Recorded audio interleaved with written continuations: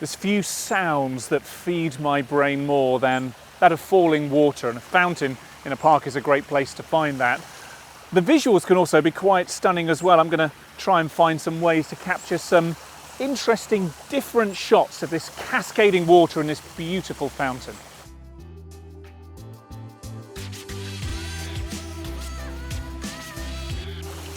Let's just crack open the camera, and as always, just see what we get out of the can.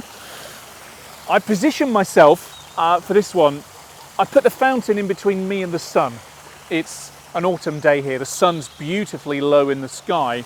Now, the conventional wisdom is to have the sun behind you to light up your subject, but hey, rules are there to be broken. I actually think with this shot in particular, breaking the rules will yield some real benefits. Look at how the sun is shining through the water as it falls, as it cascades from the fountain here, and we just get these lovely, lovely highlights. So I'm framing up such that I've got my grid lines on my phone. The center of this fountain goes right through the middle. I'm going with a symmetry first of all, doing the best I can to get it all nicely lined up.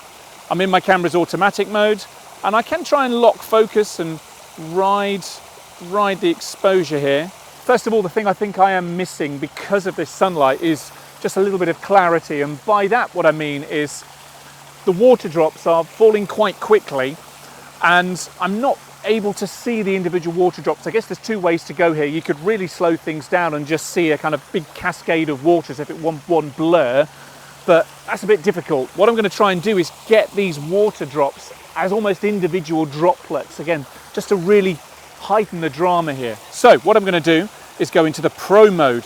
It's called different things on different phones. On this one here, across the bottom menus, I go to More, and then I've got all sorts of options here. Pro is the one I'm aiming for.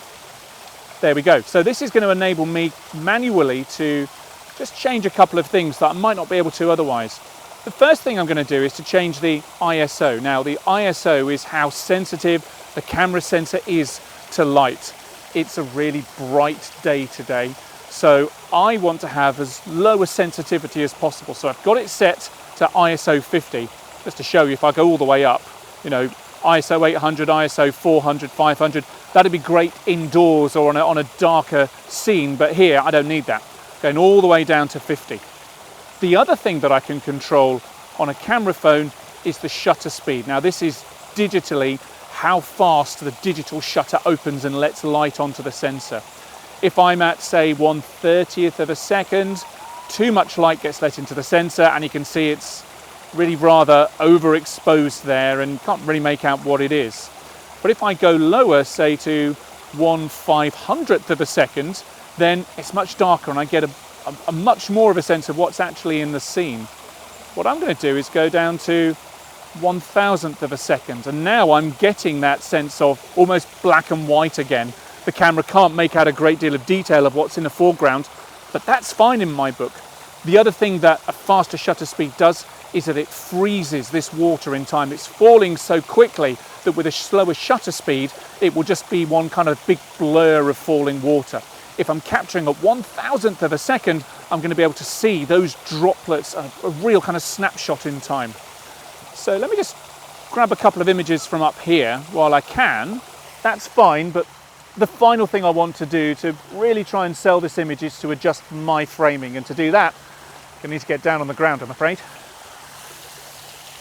Right. Oh.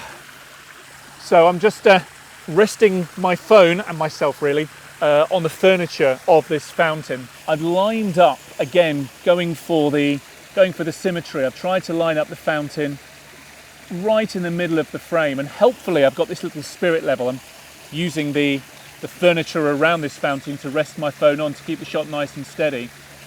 You can just see the sun on the right hand side. I position myself so some of the kind of flares of the sun are shining through, and it's creating a really lovely effect with the water falling. So let me just capture that. That's lovely.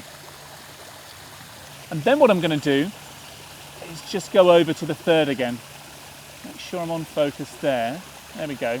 So now my fountain is kind of more or less third aligned, but in this negative space on the right hand side, I've got more sunlight and I've got more of that water as it falls down. Oh, there we go. That's what I want. And it's like I've chopped the sun in half here with the edge of that bowl of the fountain. That's giving me an interesting point of focus there, but I can see the water falling down. And if I just angle it down, I can actually see the pool of the fountain below. And I'm just catching, just on the corner there, some of the highlights from the sun. You can tell I'm excited by this. Fantastic. I think we've got quite an unconventional take on this fountain. Let's see how they came out. This is the shot that I got straight out of the can, automatic mode. And well, things that I like include the framing.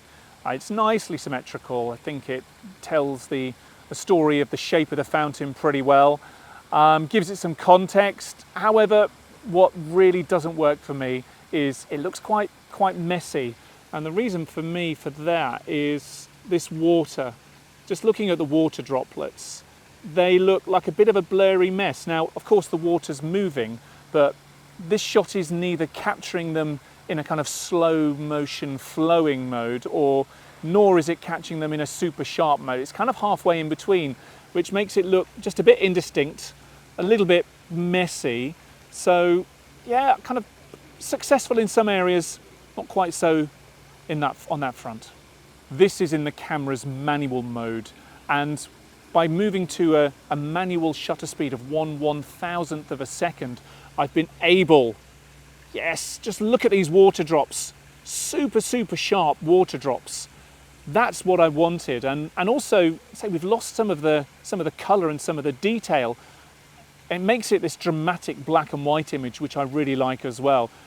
This detail here of the sun just hitting the carvings on the corner of the fountain there, that's almost my highlight of this shot. The other thing we did here, of course, is get down low and look up at the fountain, and turned it from something that was obviously a fountain into something that's more abstract, and I really rather like that as well. So yeah, this is a really successful image for me, but this is by far my favourite of the images that I've taken of this fountain.